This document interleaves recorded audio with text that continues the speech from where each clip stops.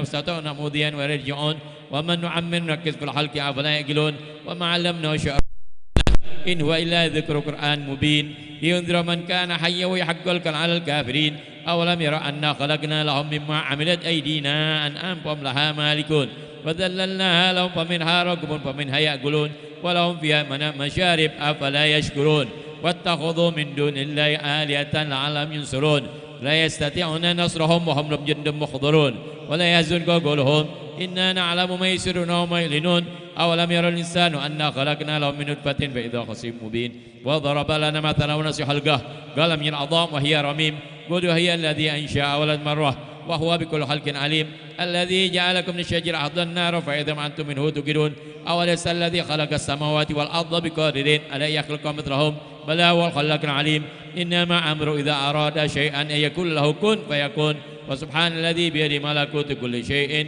وإليه ترجعون صدق الله العظيم صدق رسول النبي الكريم ونحن على ذلك من شكر الحمد لله رب العالمين قال رسول الله صلى الله عليه وسلم أفضل ما قلت أنا والنبيون من قبلي لا إله إلا الله لا إله إلا الله لا إله إلا الله سيدنا محمد رسول الله صلى الله عليه وسلم كلمة الحق علينا حيا وعلينا إن شاء الله تعالى من الآمين آمين لا إله إلا الله لا إله إلا الله لا إله إلا الله لا إله إلا الله لا إله إلا الله لا إله إلا الله لا إله إلا الله لا إله إلا الله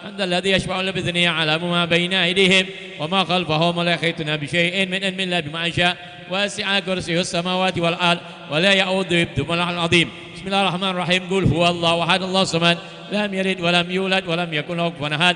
بسم الله الرحمن الرحيم. قل هو الله أحد الله الصمد لم يلد ولم يولد ولم يكن له كفوا أحد. بسم الله الرحمن الرحيم. قل هو الله أحد الله الصمد لم يلد ولم يولد ولم يكن له كفوا أحد. بسم الله الرحمن الرحيم. قل رب الفلق من شر ما خلق من شر غاسق إذا وقب ومن شر النفاثات في العقد من شر حاسد إذا حسد. بسم الله الرحمن الرحيم. قل رب الناس ملك الناس إله الناس من شر وسواس روح الناس الذي يوسوس في صدور الناس من الجنة والناس. بسم الله الرحمن الرحيم. بسم الله والحمد لله ولا إله إلا الله واستغفر الله وصلى الله على رسول الله. الحمد لله رب العالمين حمدا يوافي نعمك في مزيده يا ربنا لك الحمد كما ينبغي لجلال وجهك والعظيم سلطانك سبحانك لا نحصي ثناء عليك كما أثنيت نفسك فلك الحمد حتى ترضى لك الحمد إذا رضيت ولك الحمد بعد الرضا. اللهم صل وسلم على سيدنا محمد في الأولين وصل وسلم على سيدنا محمد في الآخرين وصل وسلم على سيدنا محمد في كل وقت وحين وصل وسلم على سيدنا محمد في الملأ الأعلى إلى يوم الدين وصل وسلم على سيدنا محمد حتى تتراضى من عليها وأنت خير الوارثين وصل وسلم على سيدنا محمد وعلى آله وصحبه أجمعين. اللهم اجعل وأوصل وتقبل ثواب ما قرأناه من القرآن العظيم وما هللناه من لا إله إلا الله وما سبحنا من سبحان الله بحمده وما قلنا من قولي يا الله يا الله وما استغفرنا وما صليناه على النبي سيدنا محمد صلى الله عليه وسلم في هذا المجلس المبارك دية واصلة ورحمة نازلة وبركة شاملة وصدقة متقبلة نقدم ونهدي ثوابا إلى حضرة حبيبنا شفيعنا رسول الله محمد بن عبد الله صلى الله عليه وسلم وآله وأسرته وأزواجه وذريته وآل بيته أجمعين ثم إلى أرواح آبائي وإخواني من الأنبياء والمرسلين وآل كل منهم الصحابة أجمعين وجميع عباد الله الصالحين ثم إلى رؤوس المحاجر الرحمن بن عيسى وابنه وبجلاس المبرم والسيد الأعظم سن الفقه المقدم الحبيب محمد بن علي بعلي بن المبرهم والمقدم الثاني عبد الرحمن سقاف ثم إلى أرواح جميع الأبي أينما كانوا مشارق الأرض إلى مغاربها ثم إلى أرواح متقدمين هذه المنطقة وهذه الجزيرة وهذه البلاد وهذه المؤسسة من العلماء والأولياء والصالحين وكافة مشايخنا ومعلمينا وأساتذتنا وأحبابنا أن الله يغفر لهم ويرحمهم ويسكنهم الجنة برحمته ثم إلى روح لمن اجتمعنا هنا بسبب المرحوم برحمة القيوم أخينا سيد الحبيب محمد الباقر بن طه بن عمر بن عبد الرحمن الحبشي أن الله يغفر له ويرحمه ويسكنه الجنة برحمة والدينا ووالديه خاصة وأنبتنا أمة المسلمين عامة أوصل لهم ثواب ذلك منا إليه. اللهم اجعله نورا يسعى ويتلألأ بين يديه. اللهم اجعله فكاكا له من النار وإذكا له من النار وسترا له من النار وإجابا له من النار وبراءة له من العذاب. اللهم اغفر له وارحمه وعافه واعف عنه. اللهم اغفر لهم وارحمهم وعافنا واعف عنهم واجمعنا وإياهم في دار كرامتك ومستقر رحمتك ومحل أوليائك مع الذين أنعمت عليهم من النبيين والصديقين والشهداء والصالحين وحسن أولئك رفيق ذلك وكفى بالله عليما.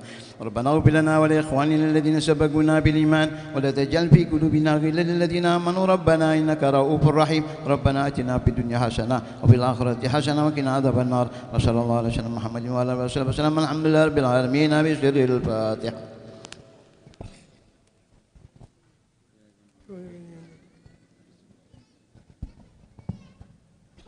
ربنا تقبل منا إنك أنت السميع العليم وتب علينا إنك أنت التواب الرحيم.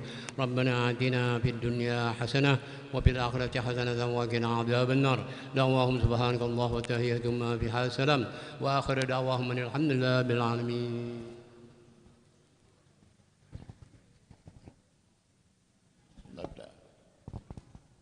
الفاتحة وقراءة سمت الدرر للحبيب علي بن محمد بن حسين الحبشي على ما نوى صاحب المولد وعلى ما نوى أسلافنا الصالحين عند قراءة الموالد وعلى ما نواه صاحب الحاجة صاحب البيت حبيبنا الحبيب محسن بن عبد الله بن عيدروس الحبشي وعلى ما نوينا نحن كلنا أن الله ينور قلوبنا وقواربنا وييسر أمورنا ويقضي حوائجنا ينيلنا مطالبنا وعلى نية أن الله يرزقنا الفتوح والمن والرشد وصلاح الجسد والروح والتوبة النصوح وعلى نية أن الله جعلنا من المقبلين والمقبولين برضا رب العالمين وأن الله يحفظ علينا الإسلام والإيمان بلا محنة ولا امتحان بحق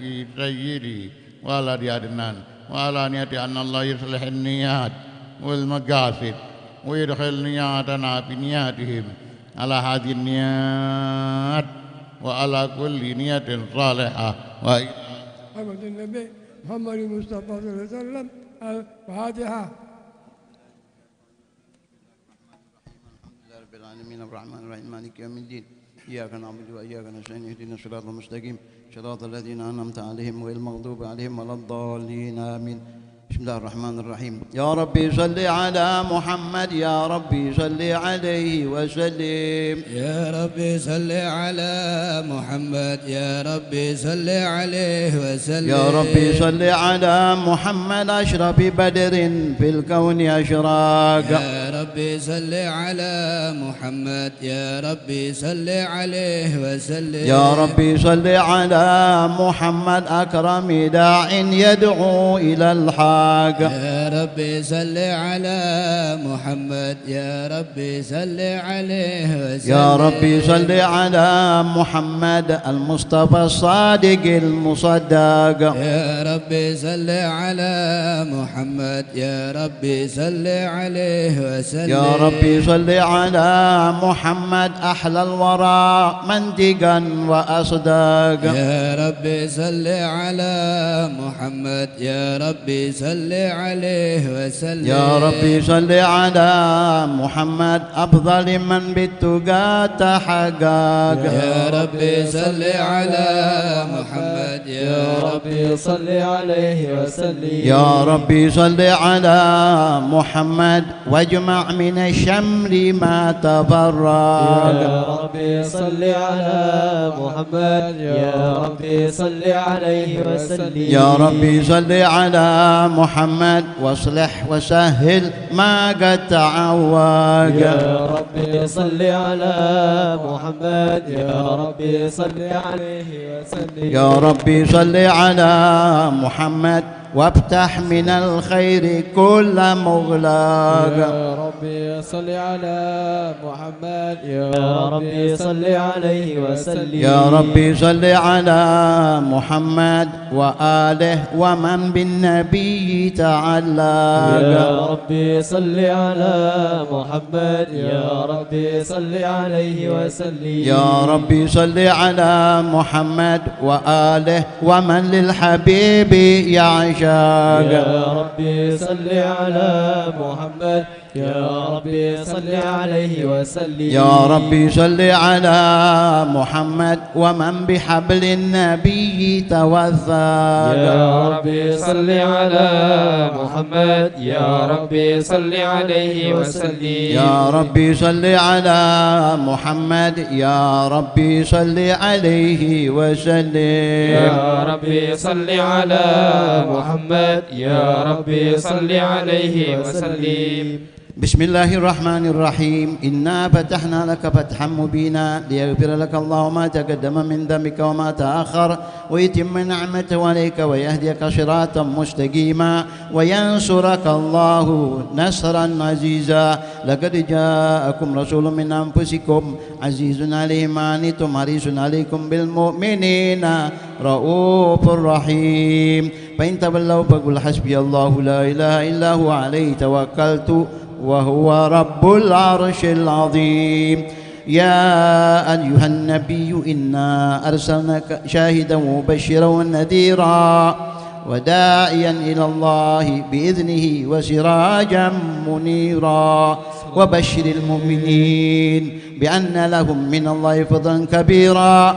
محمد رسول الله والذين معه أشداء على الكفار رحماء بينهم تراهم ركعا سجدا يبتغون فضلا من الله ورضوانا سيماهم في وجوههم من أثر السجود ذلك مثلهم في التوراة ومثلهم في الإنجيل كزرع أخرج شطه فآزره فاستغلظ فاستوى على سوقه يعجب الزراع ليغيظ بهم الكفار وعد الله الذين آمنوا وعملوا الصالحات منهم مغفرة وأجرا عظيما إن الله وملائكته يصلون على النبي يا أيها الذين آمنوا صلوا عليه وسلموا تسليما اللهم صل وسلم وبارك عليه وعلى آله وصحبه.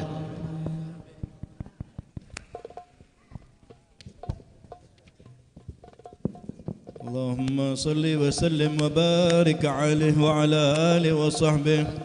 بسم الله الرحمن الرحيم. الحمد لله قوي سلطانه الواضح برهانه المبسوط في الوجود كرمه وإحسانه صلى الله عليه. تعالى مجده وعظم شانه خلق الخلق الحكمة وطوى عليها علمه وبسط لهم من فائد المنة ما جرت به بأقدار القسمة صلى الله عليه. وأرسل إليهم أشرف خلقه وأجل عبيده رحمة تعلقت إرادته الأزلية بخلق هذا العبد المحبوب فانتشرت آثار شرفه في عوالم الشهادة والغيوب صلى الله عليه. وما أجل هذا المن الذي تكرم به المنان وما أعظم هذا الفضل الذي برز من حضرة الإحسان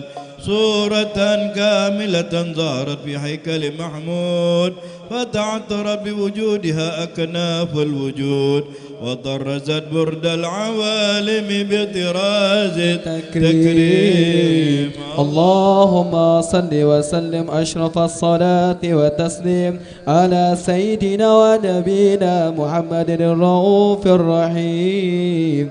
اللهم صل وسلم وبارك عليه وعلى آله. اللهم صل وسلم وبارك عليه وعلى آله. صلى الله عليه. تجلى الحق في عالم القدس الواسع تجليا قضى بانتشار فضله في القريب والشاسع صلى الله عليه. فله الحمد الذي لا تنحصر أبراره بتعداد ولا يمل تكراره بكثرة الترداد حيث أبرز من عالم الإمكان صورة هذا الإنسان صلى الله عليه. ليتشرف بوجوده تاكلا وتنتشر أسراره في الأكوان فما من سر اتصل به القلب منيب إلا من سوابق فضل الله على هذا الحبيب. يا لقلب سرور قد توالى بحبيب أما الأنام نوالا جل من شرف الوجود بنور وأمر الكون بهجة وجمالا قد ترقى بالحسن على مقام وتناهى بمجده وتعالى لا هضر العيون فيما اجتلته بشرا كاملا يزيغ الضلال صلى الله عليه. وهو من فوق علم ما قد رأته رفعة في شؤون وكمالا فسبحان الذي أبرز من حضرة الامتنان ما يعجز عن وصف اللسان ويحار في تعقل معانيه الجنان انتشر منه في عالم البطون والظهور ما ملأ الوجود الخلقي النور فتبارك الله من إله كريم بشرنا آياته في الذكر الحكيم ببشارة لقد جاءكم رسول من أنفسكم عزيز عليه ما عنتم حريص عليكم بالمؤمنين رؤوف رحيم. صلى الله عليه. فمن فاجأته هذه البشارة وتلقاها بقلب سليم فقد هدي إلى صراط مستقيم. اللهم صل وسلم أشرف الصلاة والتسليم على سيدنا ونبينا محمد الرؤوف الرحيم.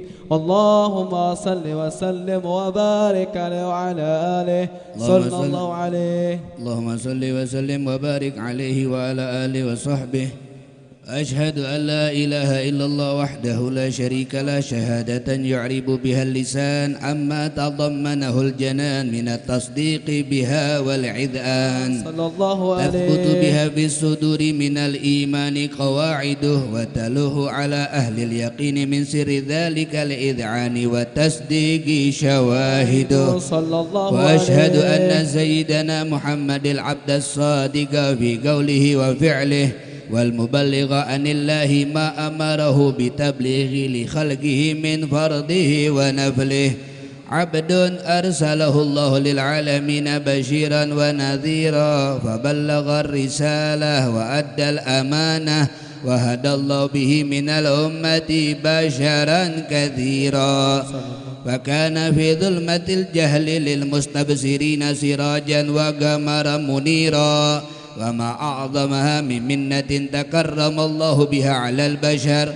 وما أوسعها من نعمة انتشر سرها في البحر والبر اللهم صل وسلم بأجل الصلوات وأجمعها وأزكى التحيات وأوسعها على هذا العبد الذي وفى بحق العبودية وبرز فيها في خلعة الكمال وقام بحق الربوبية في مواطن الخدمة لله وأقبل عليه غاية الإقبال صلاة يتصل بها الروح المصلي عليه به وينبسط في قلبه نور سر تعلقه به وحبه ويكتب بها بعناية الله في حزبه وعلى آله وصحبه الذين ارتقوا صهوة المجد بقربه وتفيأوا ظلال الشرف الأصل بوده وحبه ما عطر الأكوان بنشر ذكراهم نسيم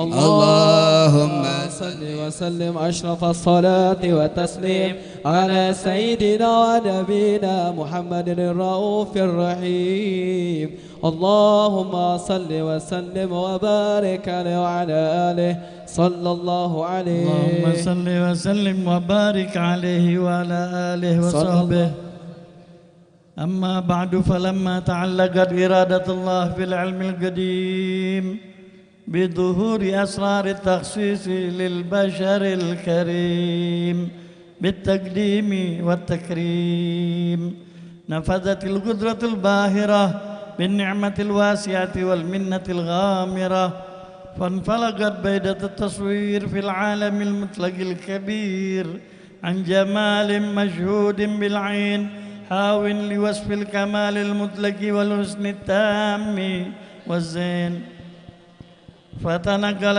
ذلك الجمال الميمون في الأصلاب الكريمة والبطون فما من صلب ضمة إلا وتمت عليه من الله النعمة فهو القمر التام الذي يتنقل في بروجه ليتشرف به موطن استقراره وموضع خروجه وقد قضت الأقدار الأزلية بما قضت وأظهرت من سر هذا النور ما أظهرت وخصصت به من خصصت صلى الله عليه فكان مستقره في الأصلاب الفاخرة والأرحام الشريفة الطاهرة حتى برز في عالم الشهادة بشرا لا كالبشر صلى الله عليه ونورا حير الأفكار ظهوره وبهر فتعلقت همة الراقم لهذه الحروف بأن يرقم في هذا القرطاس ما هو لديه من عجائب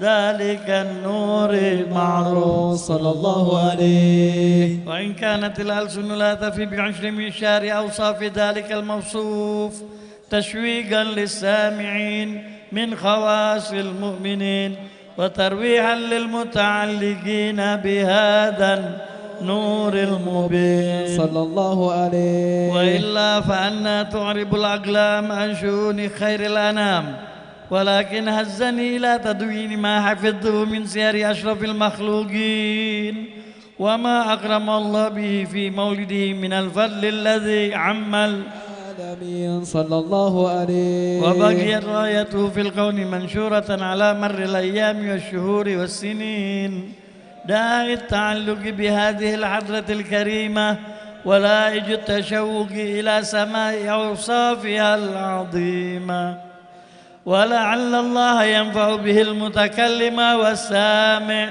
فيدخلان في شفاعة هذا النبي الشافع ويتروحان بروع ذلك النعيم اللهم صل وسلم أشرف الصلاة والتسليم على سيدنا نبينا محمد الرؤوف الرحيم اللهم صل وسلم وبارك عليه وعلى آله صلى الله عليه اللهم صل وسلم وبارك عليه وعلى آله صلى الله عليه السلام عليك زين الأنبياء السلام عليك أتقى الأتقياء السلام عليك زين الأنبياء السلام عليك أتقى الأتقياء السلام عليك زين الأنبياء السلام عليك أتقى الأتقياء السلام عليك أحمد يا حبيبي السلام عليك طه يا طبيبي السلام عليك أحمد يا حبيبي السلام عليك طه يا طبيبي السلام على المشفع بالقيامة السلام عليك السلام عليك السلام عليك زين الأنبياء السلام عليك أشقى الأتقياء السلام عليك زين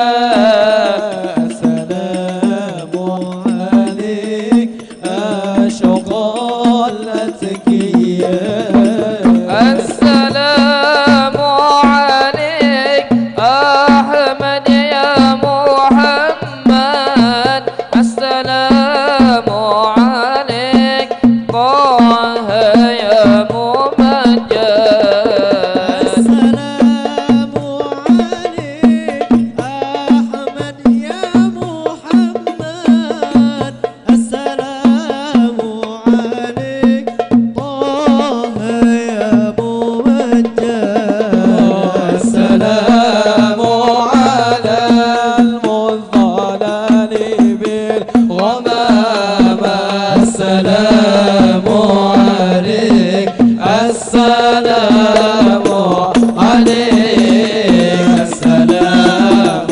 عليك زين الأنبياء السلام عليك أتقى الأتقياء السلام عليك زين الأنبياء السلام عليك أتقى الأتقياء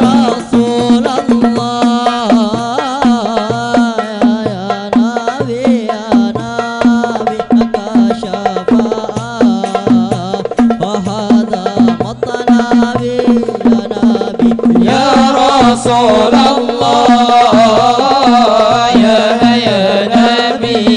نبي لك شفاعة فهذا مطلبي يا نبي يا رسول الله يا نبي لك شفاعة وهذا مطلبي يا نبي يا رسول الله يا نبي لك شفاعة وهذا مطلبي يا نبي يا رسول الله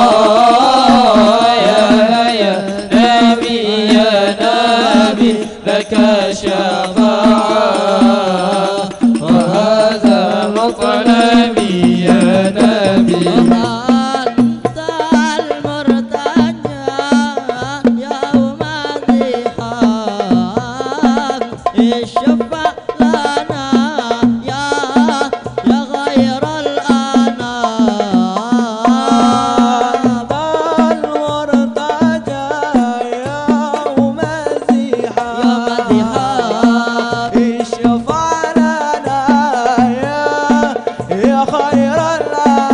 اشفع لنا اشفع لنا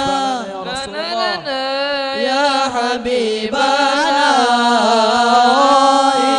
اشفع لنا اللهم صل وسلم وبارك عليه يا حبيبنا لك شفاعة يا رسول الله يا نبي يا رسول الله يا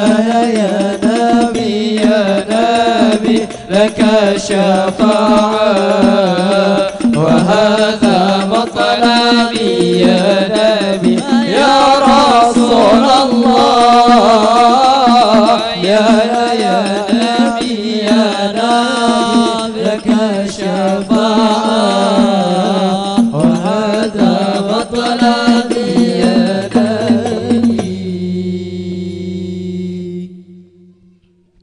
اللهم صل وسلم وبارك عليه وعلى آله.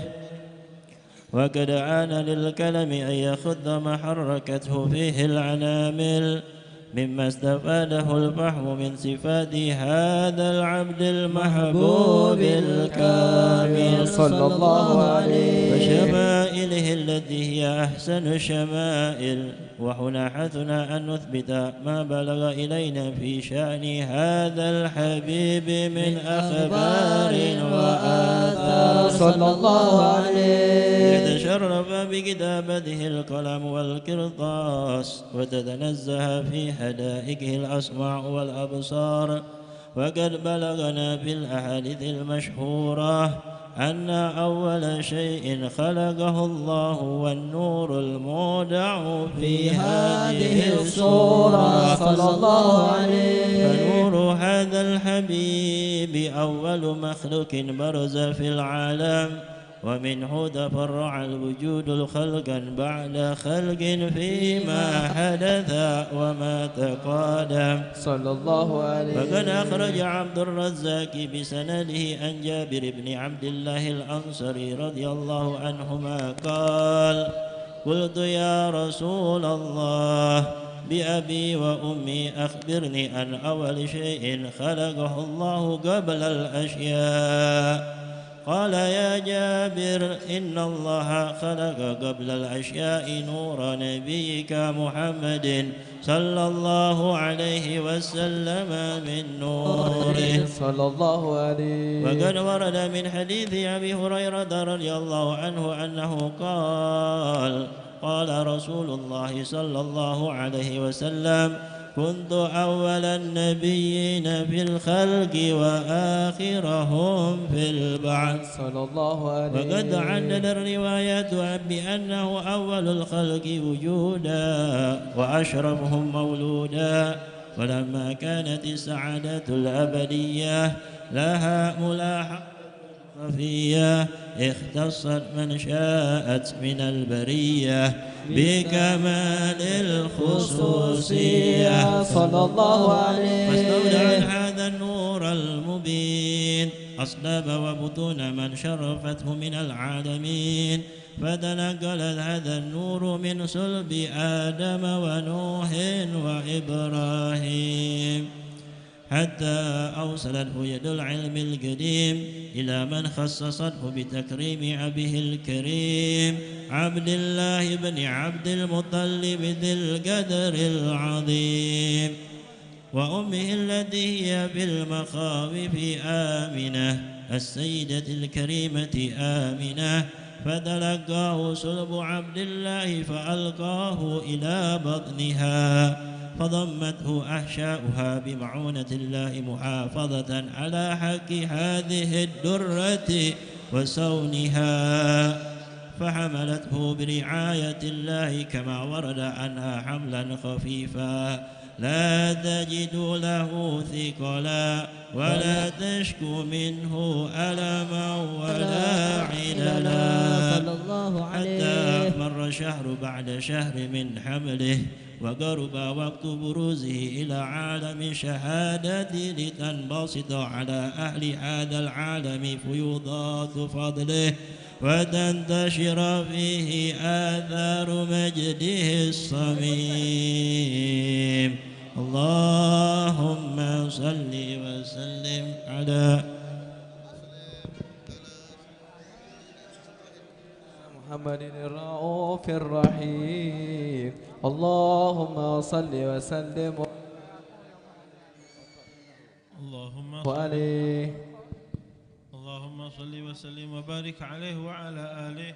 ومنذ علقت به هذه الدرة المكنونة والجوهرة المصونة والكون كله يصبح ويمسي في سرور وابتهاج الله عليه بقرب ظهور إشراق هذا السراج، والعيون متشوفة إلى بروزه متشوقة إلى التقاط جواهر كنوزه صلى الله عليه. وكل دابة لقريش نطقت بفصح العبارة معلنة بكمال البشارة، وما من حامل حملت في ذلك العام إلا أتت في حملها بغلام من بركات وسعادة هذا الإمام. ولم تزل الأرض والسماوات متضمخة بعطر الفرح بملاقاة أشرف البريات وبروزه من عالم الخفاء إلى عالم الظهور بعد تنقله في البطون والظهور. فأظهر الله في الوجود بهجة التكريم، وبسط في العالم الكبير مائدة التشريف والتعظيم ببروز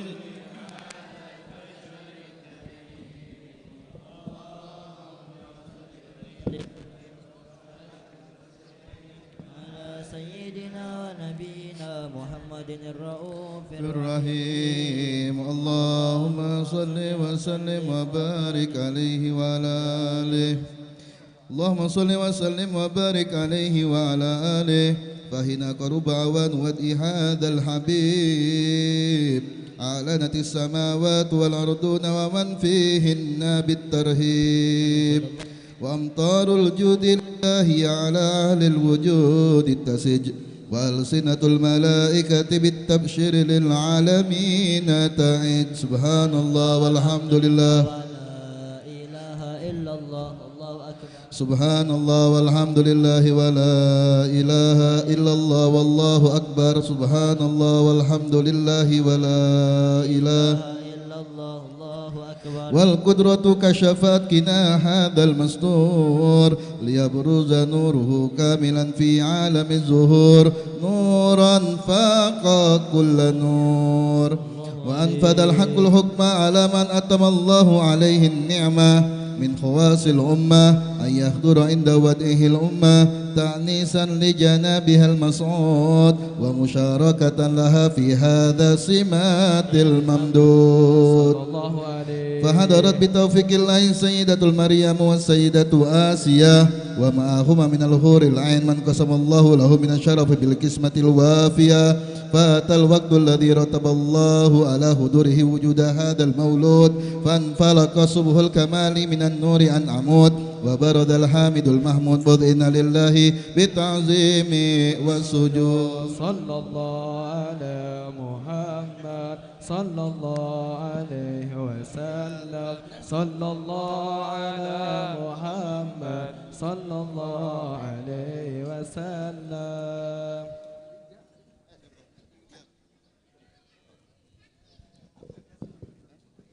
يا نبي سلام عليك، يا رسول سلام عليك. الله يا حبيب سلام عليك، صلوات الله عليك. يا نبي سلام عليك، يا رسول سلام عليك. يا حبيب سلام عليك، صلوات الله عليك.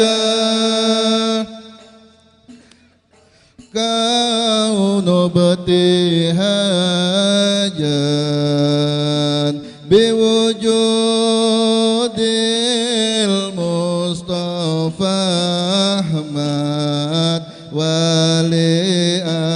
ولأهل الكون أنس وسرور قد تجدد يا نبي سلام عليك يا رسول سلام عليك الله يا نبي سلام عليك صلوات الله عليك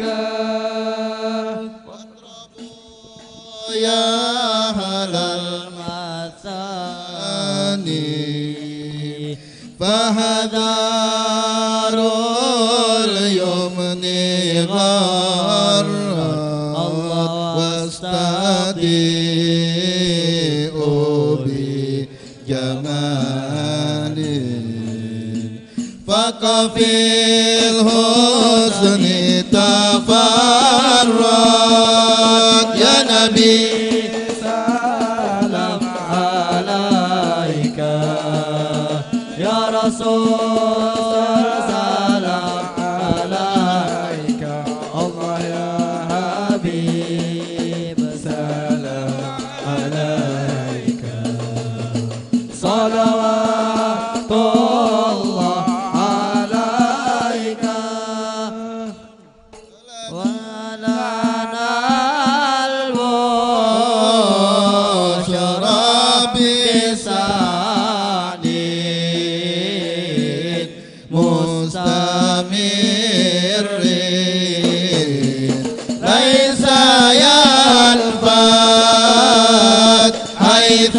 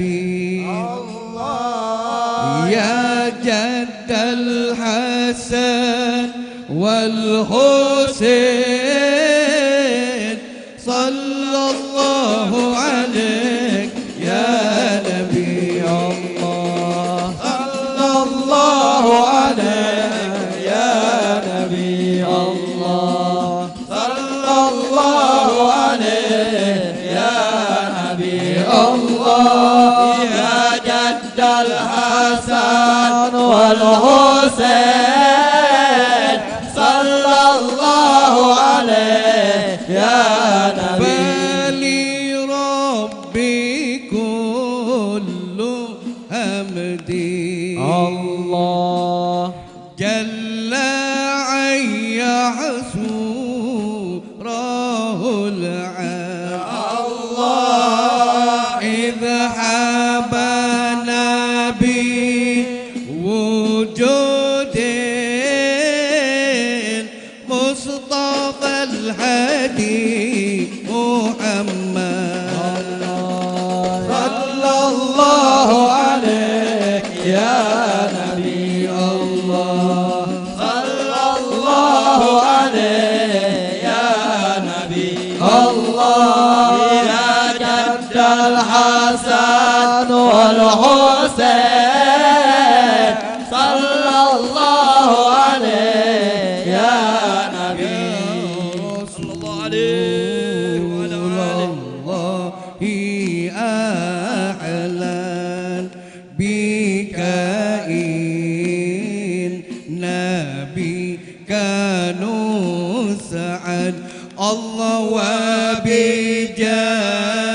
بجاهي يا إلهي جد وبلغ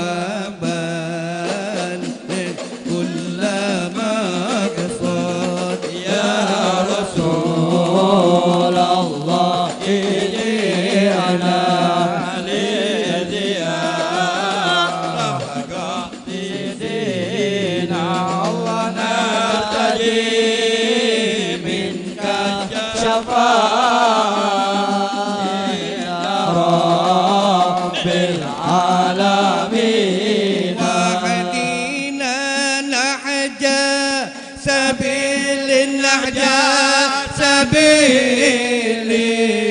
سبيلي كي به نسعد ونرشد ونرشد ألف صلى الله على زين الوجود من سكن طيبا وهيا في درود الله الله الله ربي بلغنا بجاهي الله الله الله الله في جواري خير مقعد الله الله الله الله لولا النبي ما سعيدا الله الله الله الله بمكة والمدينة يا تواب يا رب تب علينا يا تواب تب علينا وارحمنا وانظر إلينا وارحمنا وانظر إلينا يا تواب تب علينا يا تواب تب علينا وارحمنا وانظر إلينا وارحمنا وانظر إلينا وصلاة الله تكشى أشرف الرسل محمد والسلام مستمر كل حين يتجدد يا تواب طب علينا يا تواب طب علينا وارحمنا وانظر إلينا وارحمنا وانظر إلينا صلى الله على محمد يا مولاي يا رب صل عليه وسلم يا الله صلى الله على محمد يا مولاي يا رب صل عليه وسلم يا الله صلوا على النبي محمد اصبروا بالصلاة على النبي محمد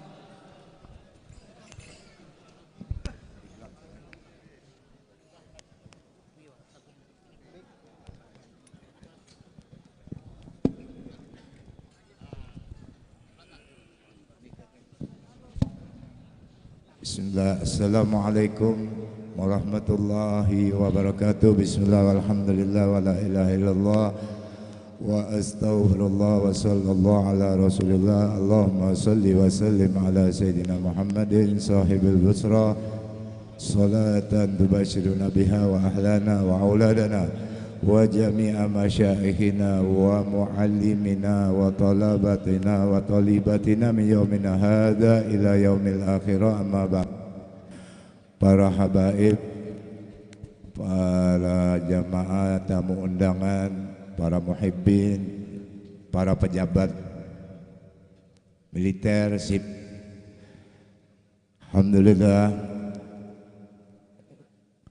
acara demi acara kita telah ikuti, yaitu pertama kita baca surah Yasin, tahlil, tasbih kita hadiahkan kepada almarhumah Muhammad Bagir bin Toha bin Umar Al-Habsi.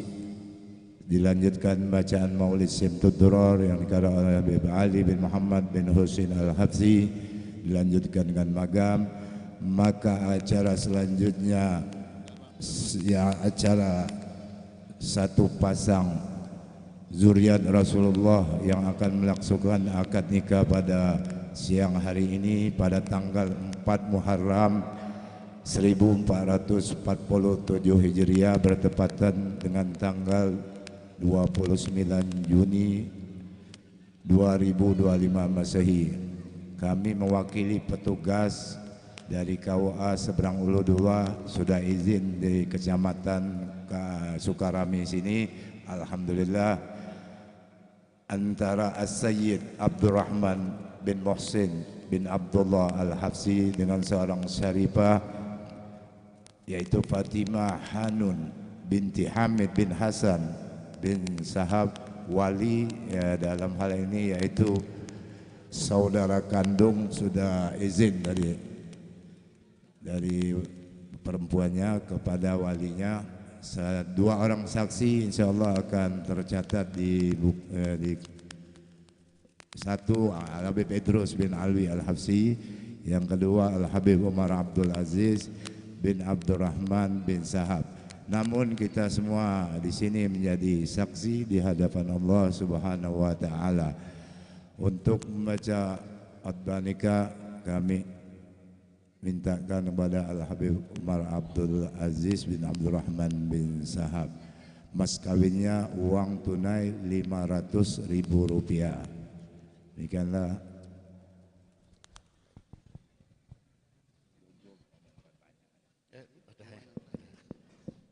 نوينا مثل ما نوى أسلافنا الصالحين عند تزويج أولادهم وبناتهم أن الله يبارك لهما من هذا الزواج ويرزق لهما الأرزاق الحسية والمعنوية ويسحب منهما اللطف والصحة والعافية على هذه النية وعلى كل نية صالحة وإلى حضرة النبي محمد صلى الله عليه وسلم الفاتحة.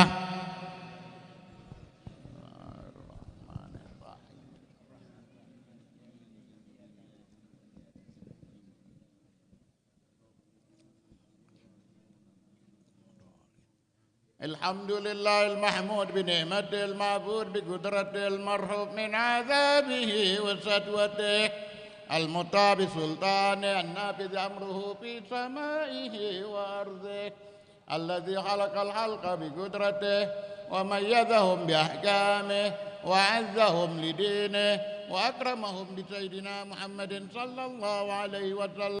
إن الله تبارك اسمه وتعالى عظمته جعل المصاهرة سببا لاهجا وأمرا مفترضا أوشج به الأرحام وألزم الأنام. وقال عز من قائل وهو الذي خلق من الماء بشرا فجعله نسبا وصئرا وكان ربك قديرا. فأمر الله يجري إلى قضائه وقضاؤه يجري إلى قدره ولكل قضاء قدر ولكل قدر أجل ولكل أجل كتاب. يمحو الله ما يشاء ويثبت وعنده أم الكتاب. ثم إن الحمد لله نحمده ونستعينه ونستغفره ونعوذ بالله من شرور أنفسنا ومن سيئات أعمالنا. من يهد الله فلا مضل له ومن يضلل فلا هادي له. وأشهد أن لا إله إلا الله لا شريك له وأشهد أن سيدنا محمدا عبده ورسوله صلى الله عليه وعلى آله وصحبه وسلم. قال الله سبحانه وتعالى آمرا بالتقوى يا أيها الذين آمنوا اتقوا الله حق تقاته ولا تموتن إلا وأنتم مسلمون. وقال تعالى يا أيها الناس اتقوا ربكم الذي خلقكم من نفس واحدة وخلق منها زوجها وبث منهما رجالا كثيرا ونساء واتقوا الله الذي تساءلون به والأرحام إن الله كان عليكم رقيبا. وقال تعالى يا أيها الذين آمنوا اتقوا الله وقولوا قولا سديدا يصلح لكم أعمالكم ويغفر لكم ذنوبكم ومن يطع الله ورسوله فقد فاز فوزا عظيما. وقال صلى الله عليه وسلم خذوا عني النكاح من سنتي فمن رغب عن سنتي فليس مني. وقال صلى الله عليه وسلم مبينا على أنه من العز والكرامة تناكحوا تكثروا فإني مباين بكم الأمم يوم القيامة. وقال صلى الله عليه وسلم مخبرا على أنه من الشهوات واجب إذا تزوج الرجل فقد استكمل نصف دينه فليتق الله بالنصف الباقي فإن الأمور كلها بيد الله يقضي فيها ما يشاء ويحكم ما يريد لا مؤخر لما قدم ولا مقدم لما أخر ولا يجتمع اثنان إلا بقضاء وقدر وكتاب من الله جذبت. أقول قولي هذا وأستغفر الله العظيم لي ولكم ولوالدي ووالديكم ولسائر المسلمين والمسلمات فاستغفروا إنه هو الغفور الرحيم. أستغفر الله العظيم. أستغفر الله العظيم. أستغفر الله العظيم. أستغفر الله العظيم. أستغفر الله العظيم. أستغفر الله العظيم. من كل ذنب عظيم. من كل ذنب عظيم. فإنه لا يغفر الذنب العظيم. لا يغفر الذنب العظيم إلا العظيم. إلا العظيم.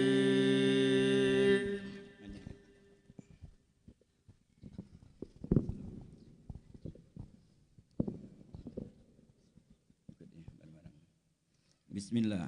Bismillah. Walhamdulillah. Walhamdulillah. Wassalatu. Wassalamu. Wassalamu. Ala Rasulillah. Ala Rasulillah. Muhammad ibn Abdillah. Muhammad ibn Abdillah. Wa ala alihi. Wa ala alihi. Wa sahbihi. Ajma'in. Ajma'in. Ashhadu an la ilaha illallah. Ashhadu an la ilaha illallah. Wa ashhadu anna Muhammadar Rasulullah. Wa ashhadu anna Muhammadar Rasulullah. Usikum. Ibadallah. Wa nafsi. بتقوى الله. أستغفر الله. أستغفر الله. أستغفر الله. أستغفر الله. أستغفر الله العظيم. أستغفر الله العظيم. وأتوب إليه. يا سيد عبد الرحمن بن محسن بن عبد الله الحبشي أزوجك على ما أمر الله به من إمساك بمعروف أو تسريح بإحسان. يا سيد عبد الرحمن بن محسن بن عبد الله الحبشي زوجتك محتوبتك أختي شريفة فاطمة حنون بنت حامد بن شهاب هل أدنى لي بتزويجها منك بمهر 500,000 روبية قبلت تزويجها بالمهر المذكور.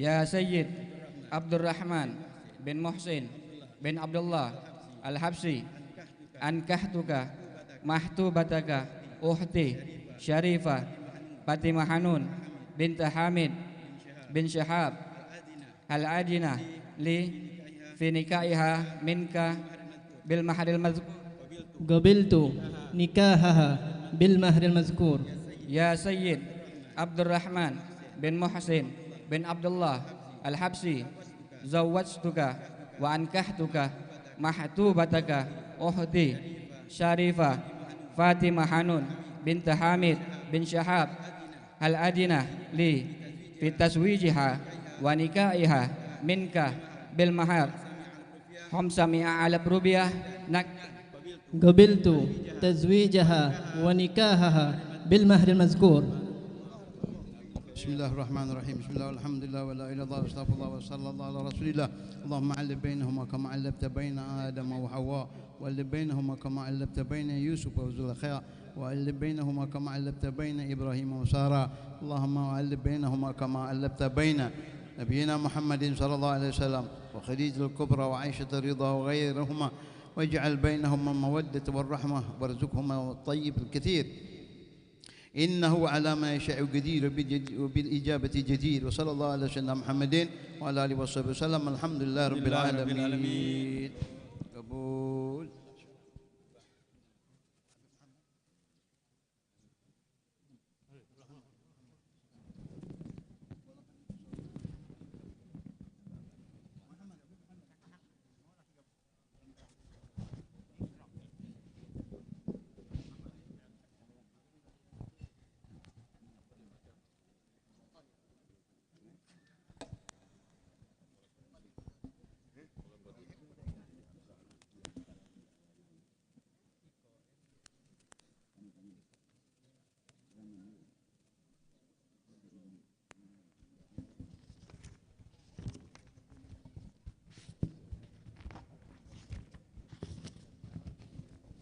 اللهم صل وسلم وبارك عليه وعلى آله.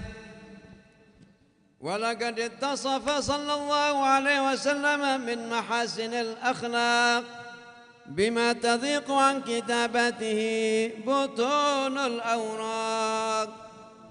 كان صلى الله عليه وسلم أحسن الناس خلقا وخلقا وأولهم إلى مكارم الأخلاق سبقا وأوسعهم بالمؤمنين حلما ورفقا برا رؤوفا لا يقول ولا يفعل إلا معروفا له الخلق السهل واللفظ المحتوي على المعنى الجزل إذا دعاه المسكين أجابه إجابة معجلة وهو الأب الشفيق الرحيم لليتيم والأرملة.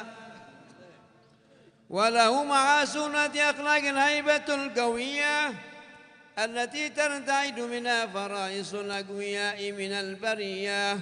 ومن نشر طيبه تعطرت الطرق والمنازل وبعرف ذكره تطيبت المجالس والمحافل. فهو صلى الله عليه وسلم جامع الصفات الكمالية والمنفرد بخلقه وخلقه بأشرف خصوصية. فما من خلق في البرية محمود إلا وهو متلقا عن زين الوجود. أجملت في وصف الحبيب وشأنه وله العلا في مجده ومكانه. أوصاف عز قد تعالى مجدها أخذت على نجم السها بعنانه. فقد انبسط القلم في تدوين ما أفاده العلم من وقاء مولد النبي الكريم وحكاية ما أكرم الله بهذا العبد المقرب من التكريم والتعظيم والخلق العظيم. فحسن مني أن أمسك عنة الأقلام في هذا المقام وأقرأ السلام على سيد الأنام. السلام عليك أيها النبي السلام عليك أيها النبي ورحمة الله. السلام أيها النبي ورحمة الله وبركاته. وبذلك يحسن الختم كما يحسن التقديم، فعليه أفضل الصلاة والتسليم.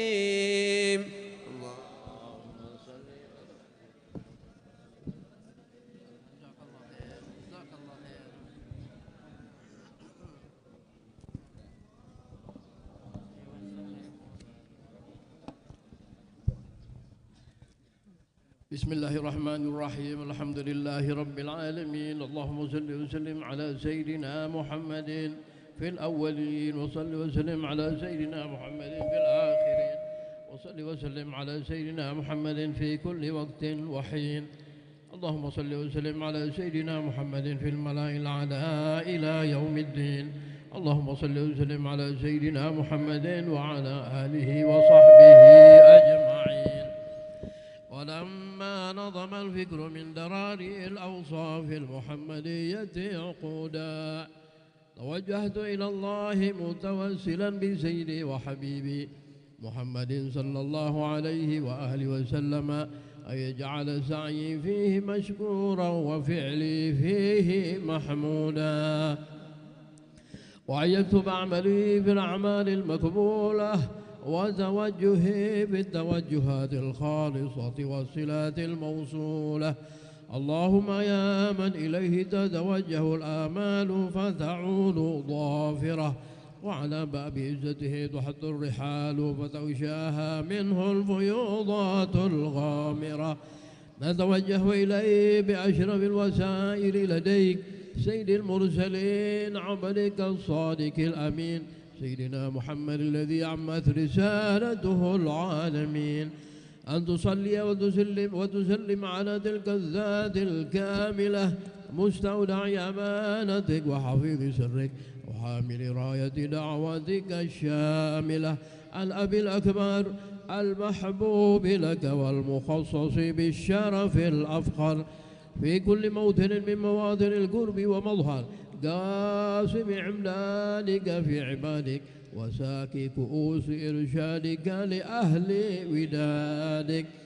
سيد القونين وأشرف الثقلين العبد المحبوب الخالص المخصوص منك بأجل الخصائص.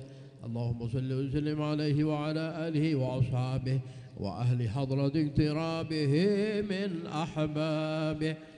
اللهم إنا نقدم إليك جاه هذا النبي الكريم، ونتوسل إليك بشرف مقامه العظيم أن تلاحظنا في حركاتنا وسكناتنا بعين عنايتك، وأن تحفظنا في جميع أطوارنا وتقلباتنا بجميل رعايتك وحصين، وأن تبلغنا بشرف القرب إليك وإلى هذا الحبيب غاية آمالنا، وتتقبل منا ما تحركنا فيه من نياتنا وأعمالنا، وتجعلنا بحضرة هذا الحبيب من الحاضرين، وفي طرائق اتباعه من السالكين، ولحقك وحقه من المعلين، ولأهلك من الحافظين. اللهم إنا لنطمع في رحمتك الخاصة فلا تحرمنا، وظنونا جميلة هي وسيلتنا إليك فلا تخيبنا. آمنا بك وبرسولك وما جاء به من الدين، وتوجهنا به إليك مستشفعين أن تقابل المذنب منا بالغفران، والمسيء بالإحسان، والسائل بما سأل، والمؤمل بما أمل، وأن تجعلنا ممن نصر هذا الحبيب ووازره ووالاه وظاهره. اللهم ببركته وشريف وجهته أولادنا ووالدينا وأهل قطرنا ووالدينا وجميع المسلمين والمسلمات والمؤمنين والمؤمنات في جميع الجهات، وأدم راية الدين في جميع الأقطار منشورة، ومعالم الإسلام والإيمان بأهلها معمورة معنا. واكشف الله كروبين وقضي دين المدينين، واغفر للمذنبين وتقبل توبة التائبين، وانشر رحمتك على عبادك المؤمنين أجمعين واكفي شر المعتدين والظالمين واكفي شر المعتدين والظالمين واكفي شر المعتدين والظالمين وابسط العدل بولاد الحق في جميع النواحي والأقطار وأيدهم بتأييد من عندك ونصر على المعاندين من المنافقين والكفار واجعلنا يا رب للحسن الحسين من جميع البلايا واجعلنا يا ربي بالحسن الحسين من جميع البلايا واجعلنا يا ربي بالحسن الحسين من جميع البلايا وفي الهدى المكين من الذنوب والخطايا وعلمنا في العمل بطاعتك والصدق في خدمتك قائمين وعلمنا في العمل بطاعتك والصدق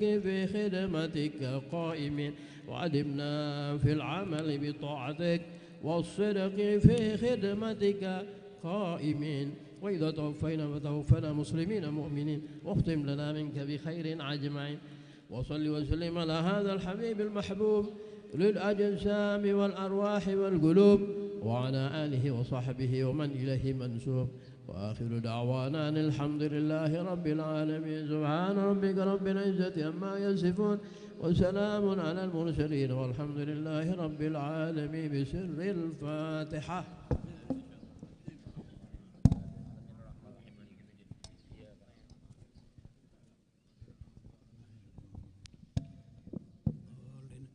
بسم الله الرحمن الرحيم اللهم صل على سيدنا محمد آمين ربنا لك فضلنا أنك أنت السميع العليم وتب علينا إنك التواب الرحيم نعم وسبحانك الله وتحياتي وأنبياء السلام وأنا الحمد لله رب العالمين.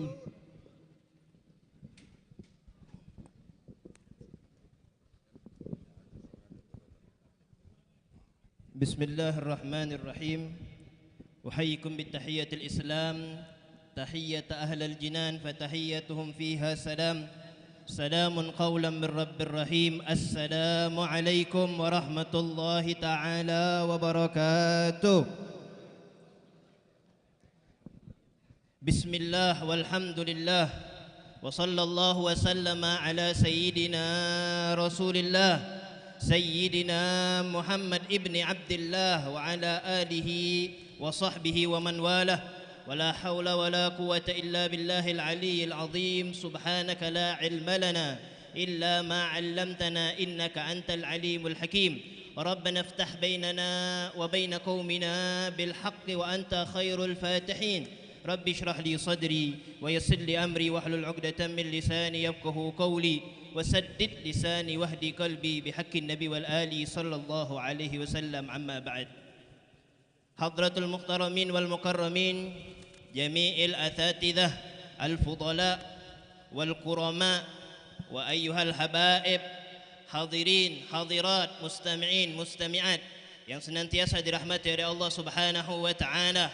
Mudah-mudahan seluruhnya kita dirahmati oleh Allah Subhanahu wa taala, diridai oleh Allah Subhanahu wa taala, diberkahi oleh Allah Subhanahu wa taala. Amin ya rabbal alamin. Alhamdulillah, bersyukur kita kepada Allah Subhanahu wa taala. Allah berikan kita nikmat, Allah berikan kita rahmat sehingga kita bisa berkumpul di tempat yang penuh dengan keberkahan ini pada acara zawaj al-mubarak. InsyaAllah perkumpulan kita ini diridai oleh Allah Subhanahu wa taala. Amin ya rabbal alamin. Kemudian salat dengan salam tak lupa yang selalu kita haturkan, kita peruntukkan dan semoga tersampaikan kepada junjungan agung Nabi besar kita Nabiuna Muhammad sallallahu alaihi wasallam beserta keluarga, sahabat, zuriat, pengikutnya hingga akhir zaman. Al-Faqir Bismil Walid Al-Habib Muhsin bin Abdullah Al-Habshi mengucapkan naqulu lakum syukran kathiran syukran jazilan ala hudurikum fi hadha al-majlis al-mubarak. Syukran kathiran ala hudurikum ala maji'ikum. Kehadiran antum sekalian itu merupakan sebuah kebanggaan bagi kami dan kami ucapkan ribuan terima kasih.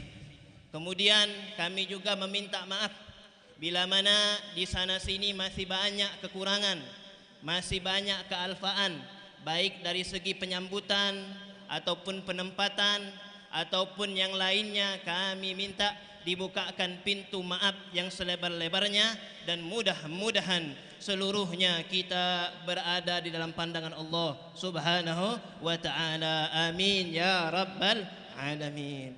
Kemudian kami juga meminta kepada antum untuk sejenak menunggu, dan juga kita akan mendengarkan hikmah atau mau'izatul hasanah yang akan disampaikan oleh Fadilatul Ustaz Al-Habib Ahmad Kamil Barakbah. Fa'alaikum falyatafaddal mashkura ma'jura. Sallu ala Rasulillah.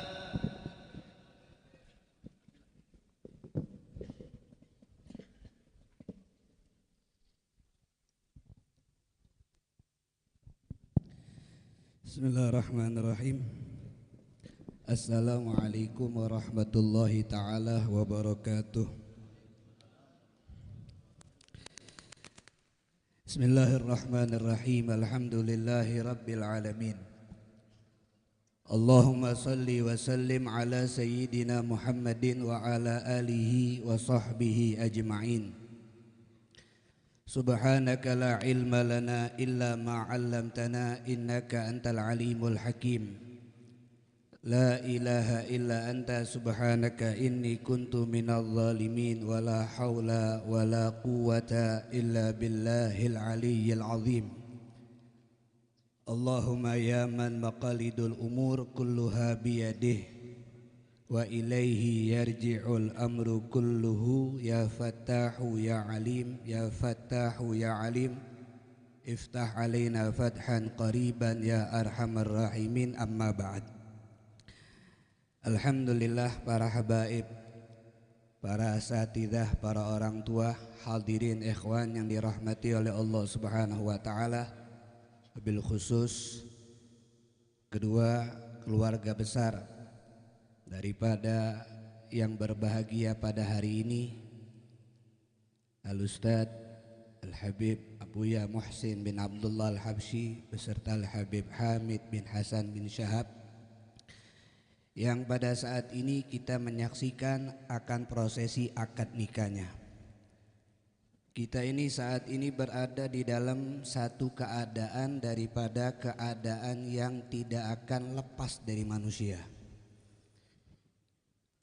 Ada seorang ulama, ini nasihat dari seorang guru kepada muridnya ketika muridnya merasakan kebingungan, yaitu Al-Imam Ibn Atha'illah As-Sakandari. Beliau ceritakan ini dalam kitabnya yang bernama Lataiful Minan. Beliau ini Al-Imam Ibn Atha'illah As-Sakandari seorang faqih, tapi awalnya tidak menyukai, tidak begitu senang dengan ilmu tasawuf, karena ketidaktahuannya akan sejatinya daripada ilmu tasawuf dan melihat orang di sekitarnya yang salah di dalam menerapkan daripada ilmu tasawuf dan menyatakan dirinya sebagai sufi. Itulah dikatakan innal insana aduwwun lima jahilu. Manusia ini musuh dari ketidaktahuan. Ketika kita tidak tahu, maka kita akan menjadikannya itu sebagai musuh kita. Kita akan membencinya, kita tidak akan menyukainya. Tapi ketika kita tahu, maka apa yang kita pikirkan itu ternyata salah. Apa yang kita duga itu ternyata tidak sesuai dengan kenyataan. Akhirnya beliau ingin tahu. Beliau cari seorang guru yang ahli dalam tasawuf, dan beliau dapatkan seorang yang bernama Abu Abbas Al-Mursi. Dia duduk di situ, maka di situ mulai dia paham tentang tasawuf, tapi masih ada kegelisahan, kebingungan dalam pikirannya. Sampai di malam itu dia merasakan tidak seperti biasanya. Akhirnya dia keluar dari pintu rumahnya, dia melihat ke arah langit, dia lihat bintang, dia lihat bulan, dan dia tafakur tentang ciptaan Allah Subhanahu wa taala. Dan dia mengatakan, esok saya akan pergi lagi menemui guru saya Abu Abbas Al-Mursi. Ketika besok tiba, dia temui gurunya Abu Abbas Al-Mursi. Maka Imam Abu Abbas Al-Mursi menyambutnya dengan sambutan yang sangat hebat. yang dia kata Imam Ibn Atha'illah As-Sakandari tidak merasa pantas, tidak merasa layak disambut begitu hebat karena beliau adalah orang yang hina, orang yang kecil. Ketika sudah disambut bertemu, maka ucapan yang diucapkan oleh Imam Ibn Atha'illah, ana wallahi uhibbak, saya demi Allah cinta kepada kamu wahai guru. Yang tadinya tidak tenang, sekarang jadi cinta karena tahu. Akhirnya Imam Abu Abbas Al-Mursi menjawab, ahabbakallah kama ahbabtani, mudah-mudahan Allah memberikan kamu cintanya sebagaimana kamu mencintai aku. Baru beliau mengadukan apa yang beliau rasakan min humumin wa ahzan, dari kebingungan, dari kesedihan, kegelisahan, kekhawatiran. Maka Imam Abu Abbas Al-Mursi menjelaskan, dan inilah yang harus kita renungkan, karena apa yang akan disampaikan oleh beliau ini yang semua akan kita rasakan. Apa kata beliau? Ahwalul abdi arba'atun la khamisata laha. Keadaan manusia itu 4, tak kati yang 5-nya. 4 keadaan ini pasti dirasakan oleh semua manusia, tak kati yang dirasakan yang nomor 5 apalagi selebihnya. Hanya 4 ini yang akan dialami oleh setiap manusia di dalam berbagai macam keadaannya, baik keadaan dunianya, keadaan agamanya, keadaan keluarganya, dan segala macam. Tidak akan lepas dari 4 hal ini. Pertama apa? An-ni'matu, nikmat. Setiap manusia pasti dapat nikmat. Sehingga apa kata Imam Abu Abbas Al-Mursi, in kunta fi ni'matin fa muqtadal haqqi minka asyukru. Kalau kamu sedang dapat nikmat, maka ketetapan yang harus kamu lakukan adalah bersyukur kepada Allah. Bukan protes, bukan ngeluh, tapi bersyukur kepada Allah Subhanahu wa taala. Kenapa? Karena dengan syukur 2 yang akan kita dapatkan, baqa'un ni'mah, ditetapkan nikmat itu kepada kita. Yang kedua, ziyadatun ni'mah, ditambahkan nikmatnya. Nikmat yang Allah berikan kepada kita akan tetap ada kalau kita mensyukurinya. Kalau kita sudah tidak lagi mensyukuri nikmat tersebut, maka bisa jadi diambil daripada nikmat tersebut, hilang dari kita. Bukan hanya ditetapkan, tapi ditambahkan nikmatnya oleh Allah Subhanahu wa taala. Walhamdulillah, hari Ustaz Muhsin lagi mendapatkan nikmat, lagi berbahagia. Salah satu kenikmatan bahagia, maka bahagia ini harus kita syukuri. Bagaimana cara mensyukuri nikmat bahagia? Letakkan kebahagiaan kita di dalam ridhonya Allah. Jangan letakkan kebahagiaan kita di dalam murkanya Allah Subhanahu wa taala. Berarti kita tidak mensyukuri nikmat bahagia yang sedang diberikan oleh Allah Subhanahu wa taala. Yang kedua kata Imam Abu Abbas Al-Mursi, yaitu keadaan yang pasti dialami oleh semua manusia, al-baliyah, musibah. Semua orang pasti dapat musibah, cuman kadar musibahnya beda-beda. Ada yang kadar musibahnya banyak, ada yang kadar musibahnya sedikit, ada yang kadar musibahnya besar, ada yang kadar musibahnya kecil, beda-beda. Cuma semuanya pasti dapat musibah, semuanya pasti dapat ujian. Sehingga apa kata Imam Abu Abbas, wa in kunta fi baliyatin fa muqtadal haqqi minka as-sabr. Kalau kamu sedang mendapatkan musibah, maka ketetapan yang harus kamu lakukan adalah sabar.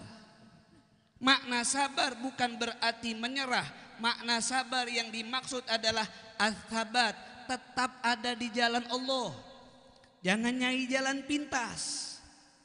Lagi dapat musibah kita tidak sabar, akhirnya kita nyari jalan cepat, nyari jalan pintas. Ingat, tidak semua jalan pintas itu menyelamatkan. Ada jalan pintas justru menyusahkan. Seperti naik mobil macet tidak sabar, akhirnya nyari jalan pintas. Ternyata jalan pintas tadi bukan melemakkan, yang ada nambah sago, jalannya kecil, usah. Itu maknanya sabar adalah as-sabat, teguh, tetap ada di jalan Allah Subhanahu wa taala. Kalau ulama terdahulu menganggap musibah itu nikmat, kalau kita mendapat nikmat musibah. Karena dapat nikmat kita tidak terima kasih, dapat musibah kita marah. Tapi ulama terdahulu menganggap musibah itu adalah nikmat. Seperti Al-Imam Sayyidina Umar ibn Khattab, beliau mengatakan apa? Ma bulitu bi baliyatin illa tidaklah aku diberikan satu musibah, melainkan di dalamnya ada 4 nikmat aku dapatkan. Sikap musibah dia ngerasa ada 4 nikmat. Pertama, ternyata musibah yang Allah kasih bukan musibah agama. Kalau musibah agama ini musibah yang bahaya. Yang kedua, musibah yang ku dapatkan tidak besar, masih ada musibah yang lebih besar, aku masih diinjak musibah yang kecil.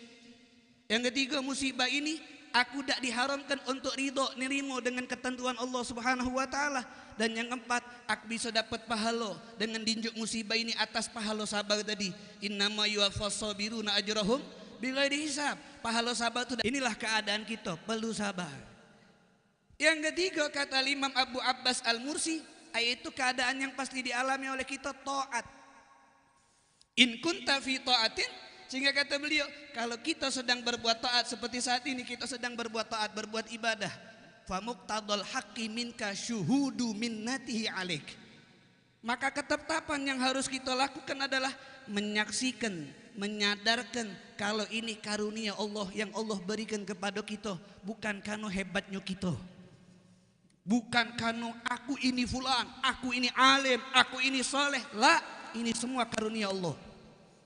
Kalau bukan karena taufik dan hidayah, kalau bukan karena pemberian Allah, tidak pacak kita berbuat taat. Kita bisa berbuat taat karena Allah kasih taufik, karena Allah kasih hidayah, Allah mudahkan. Makanya ketika ada sahabat Mu'adz bin Jabal bertanya kepada Nabi Muhammad, akhbirni bi'amalin yudkhiluni al-jannah wa yubaiduni anin nar. Sebelum Nabi menjawab, apa kata Nabi? Laqad sa'alta an azim, kau telah bertanya tentang sesuatu yang berat. Tapi Nabi lanjutkan, wa innahu la yasirun ala man yassarahullah, tapi perkara ini mudah bagi orang yang Allah berikan kemudahan. Berarti menunjukkan ketaatan itu karena Allah kasih jalan buat kita. Sehingga kalau kita melihat karunia Allah, ini yang membuat kita tidak lagi bersandar dengan usaha kita, tidak lagi bersandar dengan amal kita. Sebab bahaya hadirin kalau kita bergantung, berharap, bersandar sama amal kita. Al-Imam Ibn Athaillah dalam hikamnya di kalam yang pertama, min alamatil i'timad alal amal, termasuk tanda wong tu berharap sama amal, qalla raja'uhu inda wujudiz zalal, sedikit harapnya sama Allah kalau sedang dapat musibah. Akhirnya pas datang musibah, datang tergelincir, datang kesusahan, tidak lagi berharap sama Allah. Kenapa? Selama ini bersandar sama amal. Aku sholat, aku puasa, tenang be, pacak buat aku selamat. Padahal itu semua karunia Allah Subhanahu wa ta'ala, bukan karena kitanya hadirin. Yang keempat, kata Imam Abu Abbas Al-Mursi, yaitu maksiat, keadaan yang pasti dialami oleh hamba. Fa in kunta fi maksiatin fa muqtadal haqqi minka wujudul istighfar. Kalau memang kita dijatuhkan dalam perbuatan maksiat, maka ketetapan yang harus kita lakukan adalah adanya istighfar wan nadem dan penyesalan. Kalau kita dijatuhkan dalam kemaksiatan, cepat-cepat minta ampun sama Allah, cepat-cepat nyesel, cepat-cepat taubat. Jangan nunggu kaget, jangan nunggu sakit, jangan nunggu gampang, apalagi nunggu aku ini anak ini bakal selamat lah. Tidak ada kita bawa itu hadirin. Yang kita bawa apa yang akan kita lakukan di hadapan Allah Subhanahu wa ta'ala. Cepat-cepat istighfar, cepat-cepat minta ampun sama Allah Subhanahu wa ta'ala. Nah, ini kenapa saya bahas ini? Karena dalam pernikahan juga begitu, ada nikmat. Suami akan melihat kelebihan istri, nikmat. Istri akan melihat kelebihan suami, nikmat, perlu disyukuri. Suami akan lihat kekurangan istri, istri akan melihat kekurangan suami, itu ujian, perlu sabar.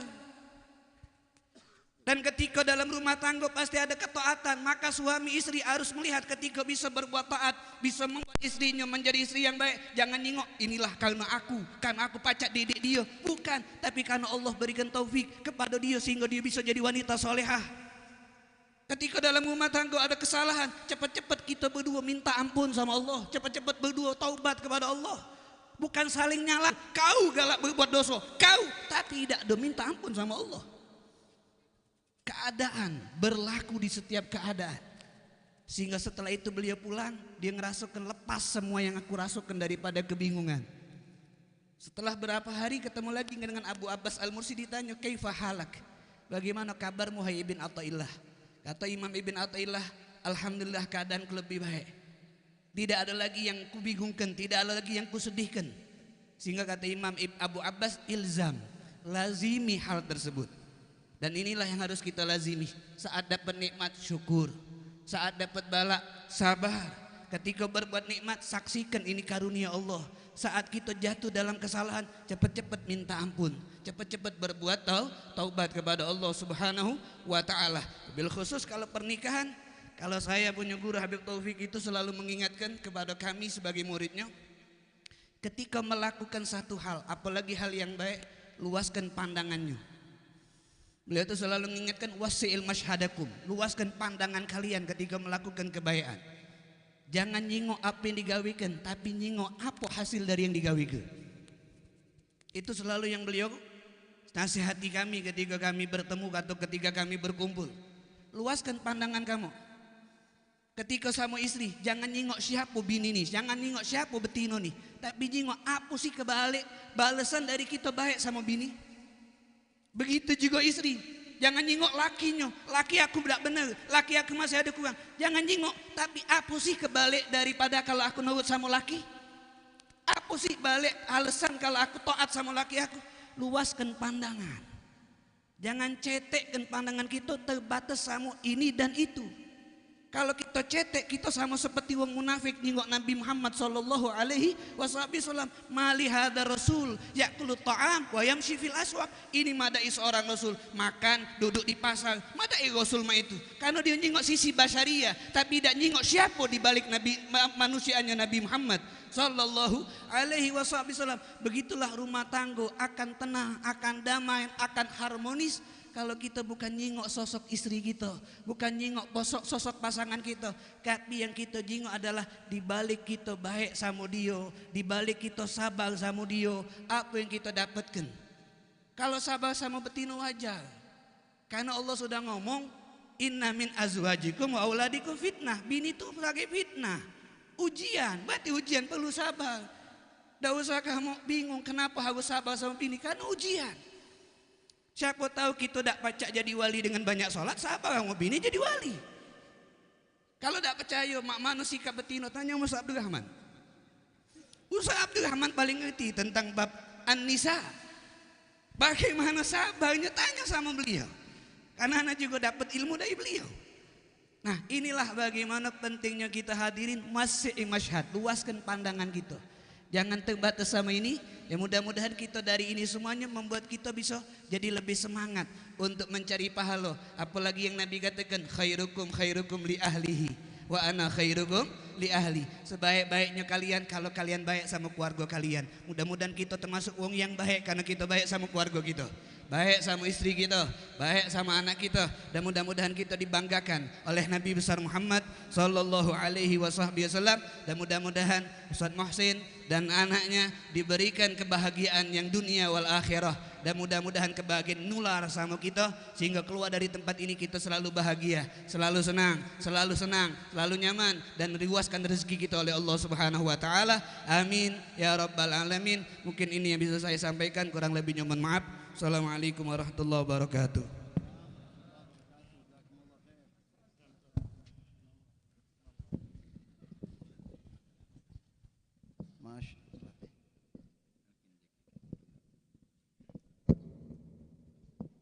قال رسول الله صلى الله عليه وآله وسلم أفضل ما قلت أنا والنبيون من قبلي لا إله إلا الله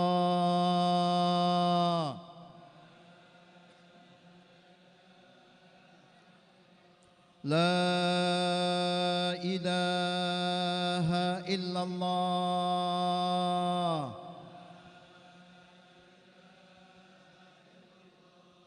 لا إله إلا الله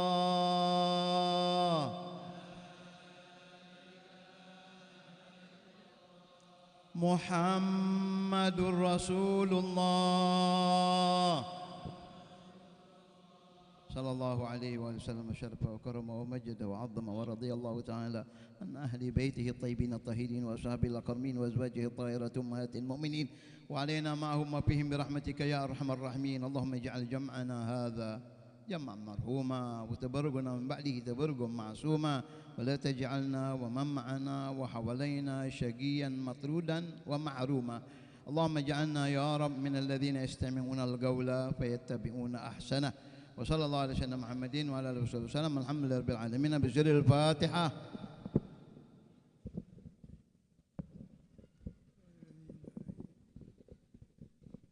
ربنا تقبل منا إنك أنت السميع العليم وهذا برحمتك يا أرحم الراحمين وصلى الله وسلم الحمد لله رب العالمين.